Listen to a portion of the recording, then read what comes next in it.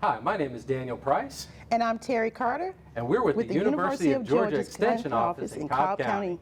Today we're going to talk a little bit about the Vidalia onion, a little bit about its history and its uniqueness. In fact, the Vidalia onion was actually discovered by mistake in southern Georgia by a man named Mose Coleman. He was actually trying to grow onions during the Great Depression, and he thought those onions would taste hot, but it turned out they ended up tasting very sweet, and thus the amazing Vidalia onion was born. Wow. So Daniel, let me ask you, can any sweet onion be a Vidalia onion? So a Vidalia onion is a type of sweet onion, but no, not any onion can be a Vidalia onion. In fact, actual state and federal act, the Vidalia Onion Act of 1986 says that only Vidalia onions are grown in one of 20 counties surrounding Vidalia, Georgia. If it's not grown there, it is not a Vidalia onion. Wow. So Daniel, let me ask you, what makes the Vidalia onion so unique? Well, Vidalia onions are unique because when they're grown, there's a very low sulfur content in that particular region of Georgia. And as a result, the onions have a really high sugar content, which makes them really sweet, almost as sweet as an apple, and really curbs out that bitter onion taste that we all expect. Which, I'll be honest with you, I love sauteing them, and they glaze really nice. Oh, wow. I love that. So, speaking of great onions, I have a great onion pie recipe. Yes, I did say onion pie, and not just any onion pie. This is the Vidalia onion pie. So I'm going to go ahead and get started on this. And so we'll talk about how to store onions and how to dehydrate onions, but let's first get started on making our Vidalia onion pie. It's a very simple pie, very easy to do, so don't get stressed out about it. You too can do it. Okay, so to start the onion pie, we're going to start with the Ritz crackers, and this is roughly 1 sleeve of Ritz crackers. And people say, can you use any old cracker? Yeah, you could, but my preference would be the Ritz. All right, so we're just going to start by crushing these any way you can. Crush them. You know, this can be used for several different things. So I'm going to crush them like so. And you don't have to be so perfect with this. They can be roughly chopped up. That's fine, okay? So look how easy and quick that was. And I'll do it by hand just a little bit. So we have this. And all we're going to do now is I'm going to go ahead and just add 5 tablespoons of butter right here in the bag to keep it neat, so we don't have a mess. All right, so that's our 5 tablespoons of butter, and I'm just going to kind of mix this up a bit, and this is going to be our Ritz cracker crust, all right? And this is probably the hardest part about the whole recipe. Okay. All right, so now that I have that mixed up, I'm just going to pour it into our pan, our glass pie pan. And I prefer glass. You can use whatever you like, but I really like the glass pie pan. All right, so now here you go. Let me move this out of the way here. So all you have to do at this point is start to press. That's all I'm doing, is just pressing it here. And I'm going up a little bit on the sides as well. So I'm just trying to make an even coating here, not too thin, but not too thick. But if you like a little bit more butter, you can add more butter, because the butter is really going to hold it together. That's the only thing that you have holding this pie together. So I think I have that pretty nicely patted out here. All right. So next we're going to move on, and I'm going to take my gloves off now. We're going to move on to our mixture. So we have for our mixture, let me go ahead and get the onions going first. So we have here 2 cups of Vidalia onions, of course. So I'm going to go ahead and add my 2 tablespoons of butter here. And we're just going to cook these 2 cups of onions down. Now, the onions are roughly cut. You can leave them in circles if you like. You can put them in halves, but what I did was kind of chop them. I really didn't want to bite into a whole onion ring, so what I did was kind of roughly chop them up. But you don't want to chop them too small. You want to keep them pretty good size, okay? So I'm going to turn this up here, and we'll go ahead and get our onions cooking. And you're not going to cook these for a very, very long time. You're basically letting them get soft and translucent here.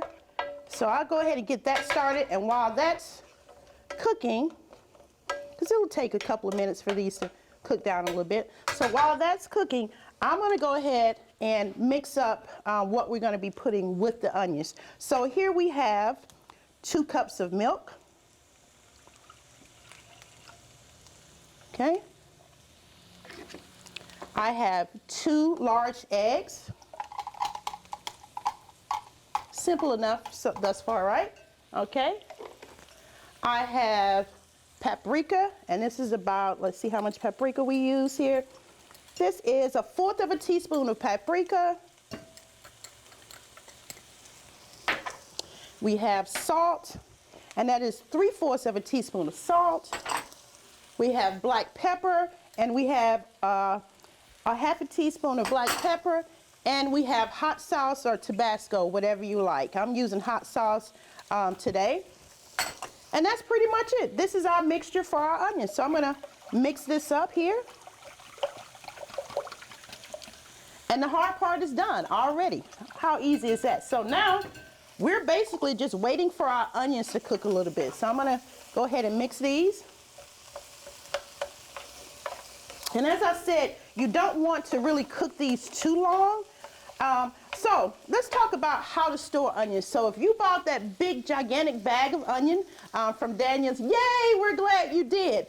So what do you do with them if you have a whole lot of them left? Well, one thing you're going to do is you're going to make sure you store them some way and not let those onions go bad. Never let your onions go bad. So how can you do that?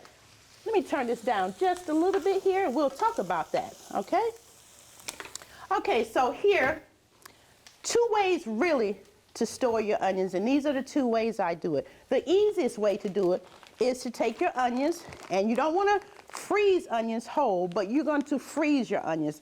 Now, to freeze them, you can cut them in rings, you can dice them, you can cut them roughly, however you want to do it, but never whole onions, because this way, when you take these out of the freezer, they're ready to go. Now, are they going to be fresh and crunchy? No, but they're going to be great in a lot of different recipes that you're using. I do this all the time when I'm making things that need onions, like soup and pasta. So here's the onion, and you want to make sure you put these onions in a freezer-safe bag or a freezer-safe container, not just a regular plastic bag, because it will start to absorb some of the smells in your freezer. So that's all to it, and you have your frozen onions, and all you need to do at this point is really to put the date on here and what it is. All right, now a little bit more difficult that you may not want to try. Let me grab my onions over here and give them a stir. All right. Okay, so now a lot of people are not very familiar with the dehydrator. I love dehydrating. It's easy to do. It'll take a little bit more time because you're going to have to come back and check them to see when they're ready. But basically all I've done here is to take the onion rings, cut them up in rings, put them on the dehydrator, and I'm just going to let these dehydrate down until they're nice and crispy. And at that point, you really don't even have to store them in the freezer or the refrigerator. They're good because all of the moisture content will be out of them. And you can also take this a step further and turn it into onion powder. Yes, that's how onion powder is made, from the dehydrated onions. So 2 ways for you to make sure your onions don't go bad, all right? So never let them go bad. Now, going back over here to our onion pie. So I think our onions have cooked down enough.